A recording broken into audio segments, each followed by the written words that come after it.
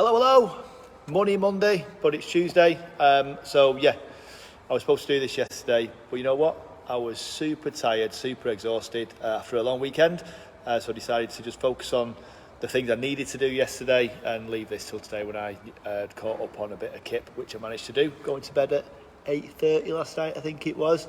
Up early for gym this morning and back to where I need to be.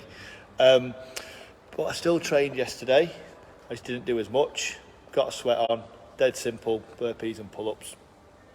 But one of the things I did do yesterday, and this is why I thought I'd pop on and just share that with you. Obviously, Mondays, ideally, is career and business focus for my little lives.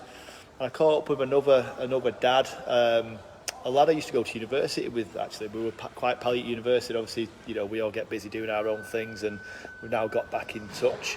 To give a little background, so the trucks outside the gym. Better go by. Yeah, my mate, he left university, did some stuff around the area that he lives in Kent, and then he started travelling the world in corporate events, got himself a really good high-ticket job, lived all over the world, lived in Istanbul, lived in Cairo, and then ended up being director of some kind of big corporate company in London. And then a few years ago, dialed out of it, started running a pub back in his hometown, started a family, and then the pub sort of took over. Obviously, we have a relative who's got a pub, and you know, it's long hours, it's hard work. And he just couldn't find a way of making that work around the family. He felt he was missing out on too much. So you know what he's done? He bought himself a lawnmower, and he's a local gardener, and he's absolutely loving it. Now, what I was saying is that a few years ago, 15, 20 years ago, that might have been, that conversation of, I hope he's all right. Is he all, almost like tapping out of being an adult and just doing some other random things. But then when COVID came around and people left whatever job they were doing and they got jobs in supermarkets and driving and all that kind of stuff, now it's like, that's amazing, mate. That's cool that you've done that to get what you want out of life rather than the name on a business card or, the pressures that are unnecessary. For a lot of people, and if you are loving your thing and doing your thing, that's fine. And the reason I'm talking about this is that obviously with our company, we're celebrating these multiple income individuals, and that isn't just as a recruitment tool for us, that's for everybody. And my pal now, he's doing his gardening, he's got his eye in the event, so he's going to organise a couple of events a year to keep in the industry and keep his contacts going and obviously have that as an income stream as well. Whilst he ponders what to do, whether it's scale the gardening business or it's just something to see him through. And I just thought it was really cool to have that conversation with him.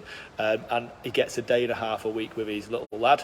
But what we did talk about was how we switch off. So I was in this...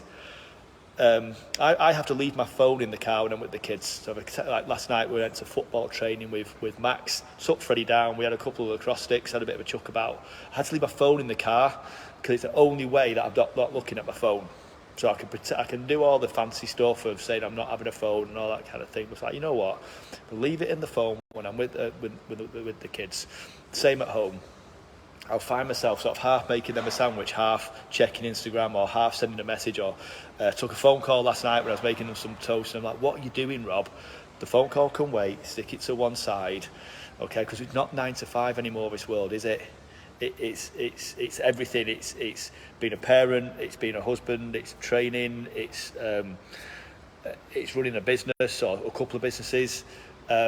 And it all merges into this one weird thing where you can be watching Glastonbury on Sunday night in one vein, and then in the other, you're checking your emails in your palm of your hand whilst Elton John's got that little bit of a lull before it got dead good. And you're like, no, put the phone away, get on with the task in hand. So I was just interested to see how you cope with either being this multiple income individual, if that's what you are, whether it's you got a spare house that you rent out, or whether it's you sell stuff on eBay, or whether you've got a home-based business.